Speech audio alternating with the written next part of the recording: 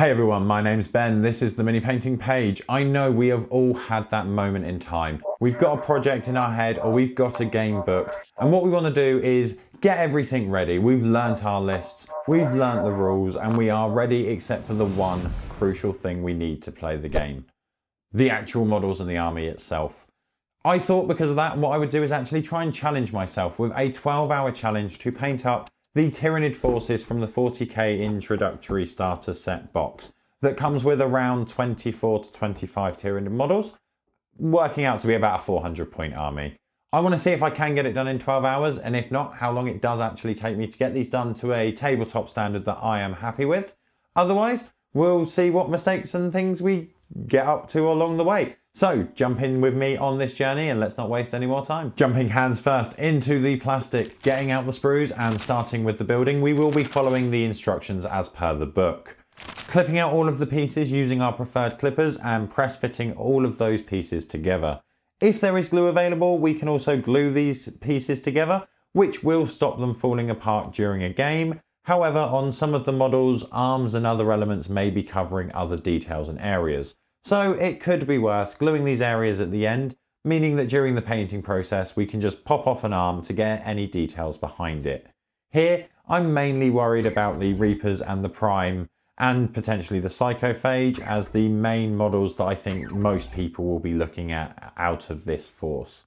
Powering through with the building though, we finish with an hour and a half elapsed of our time and 25 models built and on their little black discs. With all the building done, we can move on to the actual painting, but first we need to decide on a scheme and what we want to do. I'm going to be opting for a variation of the Leviathan scheme, which is one of the box art schemes that you tend to see quite often. And breaking this down, it's essentially got three main elements. That being the skin, the carapace, and the guns and weapons.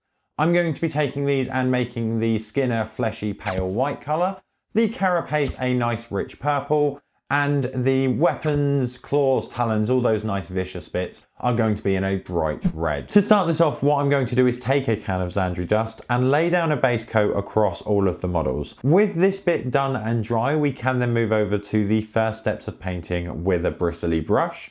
Taking some ivory or some other similar off-white colour, we want to get a dry brush and start to dry brush this tone all over the skin and fleshy areas, including things like the guns on the gaunts.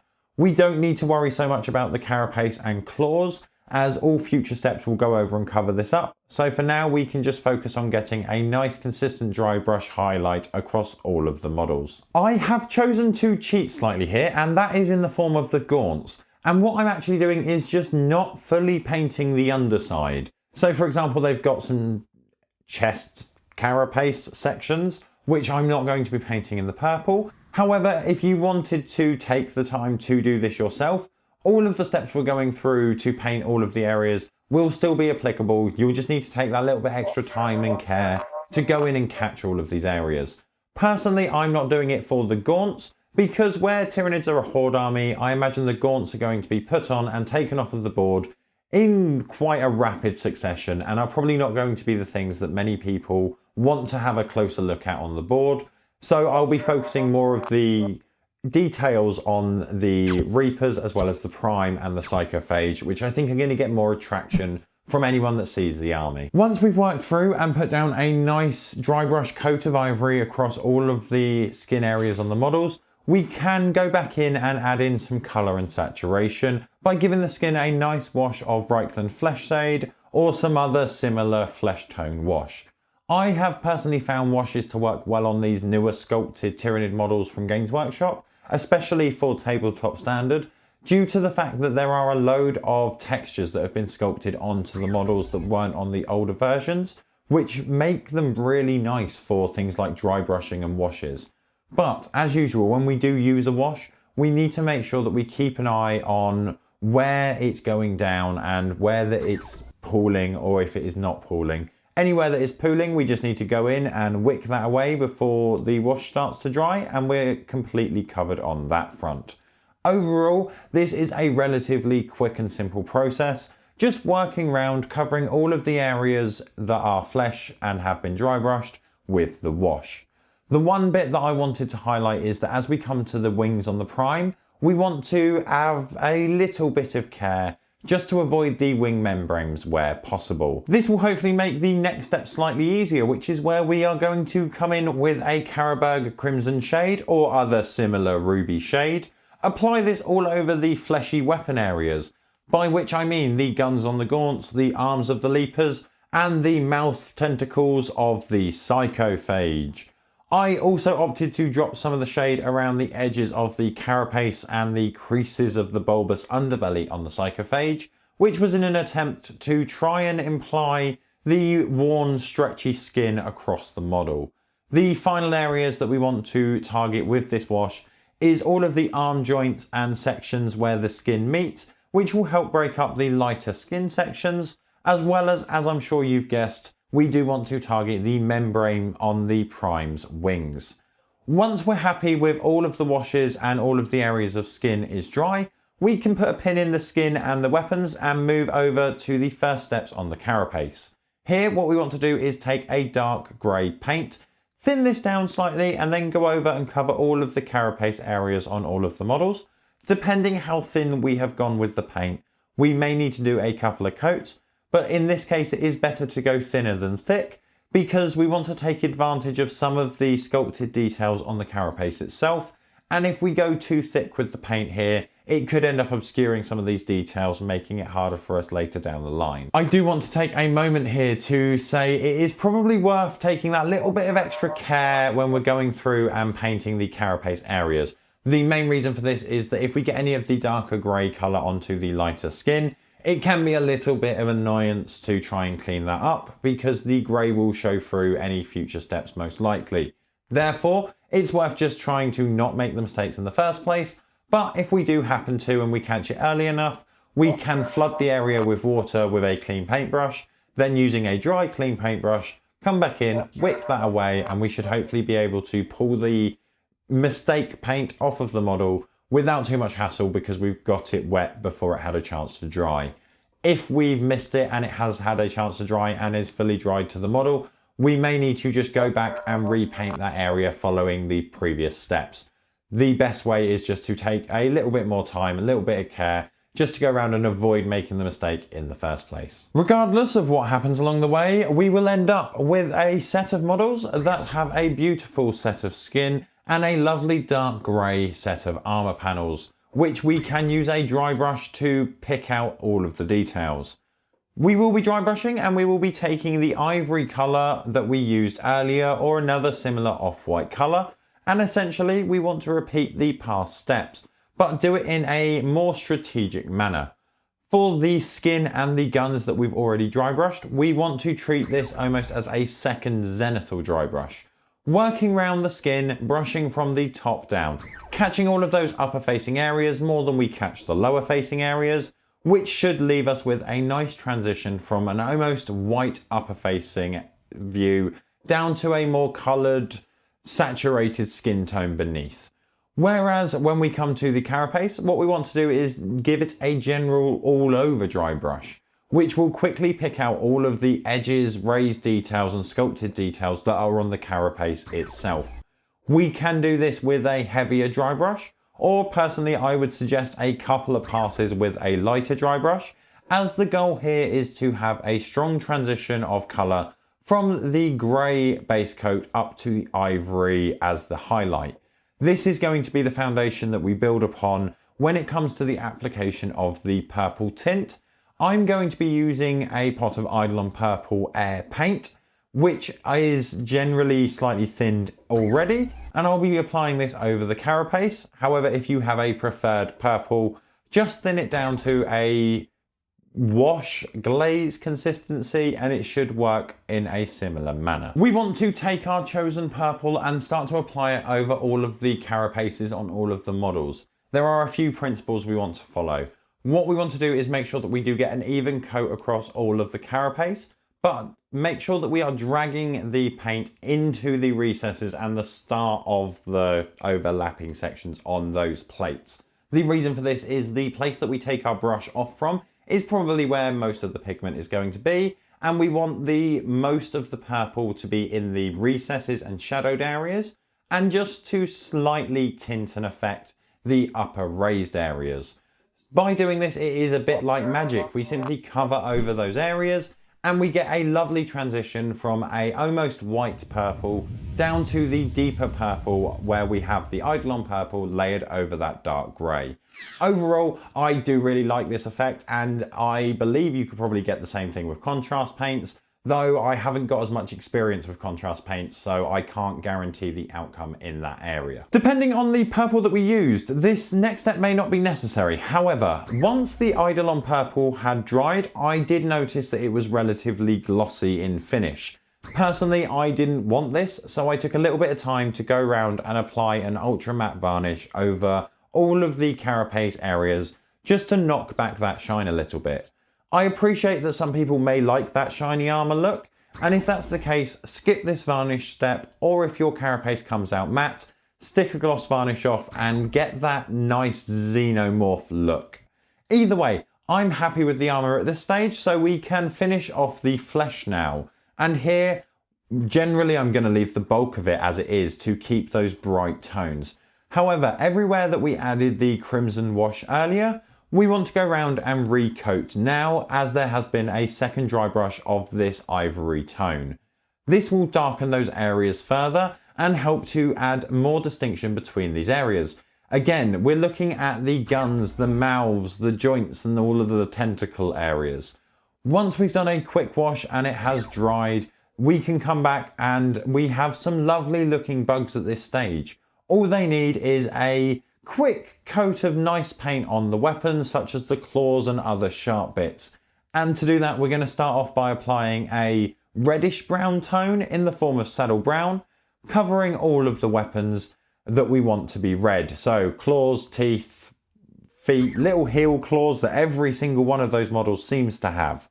Again, this may take a little bit of time, and we do want to be careful not to get any of the brown on any of the skin areas. So just go around carefully with a couple of coats so that we get a nice clean base coat. Once all of these areas are covered in this brown, we can dig out a nice bright red paint, such as the bright pyrrole red that I am using here. Taking our chosen red, what we want to do is some relatively broad highlights. We are aiming to catch all of the edges and some of the panels in a scratchy manner, ending up with all of the claws nearer the sharp ends being completely red and having the base more brown where the base coat came from. Once that is done and the case, we can go around and cover all of these areas in a crimson red wash that we've used throughout the paint scheme to tie it all into a nice red colour. Now, some of you smart people out there may be asking, Ben, why didn't you do the red wash for the weapons at the same time as the red wash for the claws? And there is an answer for that. And it is very intelligent, very appropriate, and most of all, honest. I'm clearly stupid and didn't think about it. So, learn from my mistakes, potentially drop a like for the pity's sake, and do potentially stack these areas, and it would save a little bit more time. So, learning from hindsight, let's carry on. As I was saying, what we want to do is take all of the claws and cover them in this crimson wash. Doing the usual thing with washes to monitor and avoid any pooling. And once it's dry, we should have a nice transition from a dark to a bright red. This leaves the bulk of the models in a painted to tabletop standard level. We have the option to push all of these models a little bit further if we have the time and inclination to do so. We can potentially do some further edge highlighting or some black lining, things like that if we want to push them that bit further. But for a general tabletop army, most of them are 99% of the way there. The ones that we don't have is the plume for the Psychophage, which is currently still in the base coat of Xandri Dust. For the plume, what we want to do is start from this base coat of Xandri Dust and then go round and block in the deepest and under-facing areas in the off-white or an off-white. For consistency's sake, I'm using the ivory we've used throughout the paint job, but what we want to do is make sure that this is completely dry, covering all of the undersides and most inner areas of the plume. This means that because it's dry, we can move on to our next steps and we don't have to worry about any mixing of colours. And what we're going to do is then take the saddle brown that we've used earlier for base coating all of the claws. With this saddle brown, what we're going to do is take a relatively large dry brush and work across the plume from the sides and the top. What this should do is give us a transition from the white underbasing that we've just done up to a brown across the tops and sides. This can then be followed up with a relatively heavy dry brush and stippling combination across the highest areas of the plume.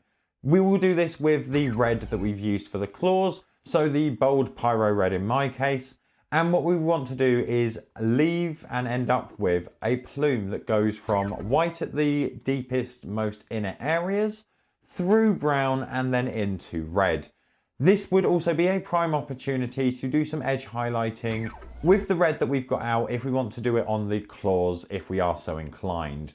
Regardless of edges, once the red on the plume is dry, we can come in with the final step, which is to lay down a thick coat of crimson wash over all of the plume, tying all of those colours together. This means that we have a nice red plume on the top of the model, and as always when using washes we just want to make sure we wick up any dense pooled areas, and we should have a lovely transition from the brightest red through to a different bright red element, making it look like a nice splurge has come out of the model. This does leave us with a few other areas, one of which are details like the Space Marine arm, which is annoyingly within a tentacle on the Psychophage, which is great if you're not playing against Space Marines, I guess. But this just simply got a coat of contrast and then I left it alone. However, there is one glaring bit that is still to be done, and that is the bases on the models, which clearly are just a mess at the moment and need to be done. Unfortunately, my normal basing technique is not going to be overly efficient here, mainly because the Tyranids have quite small attachment points, which are going to be a nightmare to base in the way that I tend to base, unlike Space Marines that have chunky boots that you can super glue to a sculpted base. So I opted to go for a Games Workshop texture product for this in the form of a Grelin Earth. And I put this down in varying thicknesses across all of the bases.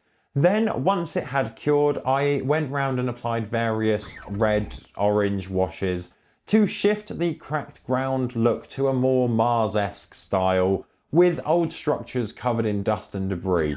This is because of the sculpted elements had also been covered in this cracked earth paint so that it would give the feeling of structures bursting through the ground. Depending on the thickness of texture that we put down, we end up with a different arrangement of cracked earth, which hopefully gives us a relatively believable red planet surface vibe. However we opt to do our bases and whatever style we do, the right thing to do is to finish off by giving them a good rim job, leaving us with a fully painted 400 point force of Tyranids. The main question though is, how did we do on time? And I can tell you, it took us 13.5 hours to get this painted, not included in basing at all. So we had an extra hour, hour and a half on for the basing as well. So we completely missed our goal, but we did learn a couple of things. One, it is possible to paint a nice tabletop army in a quick period of time.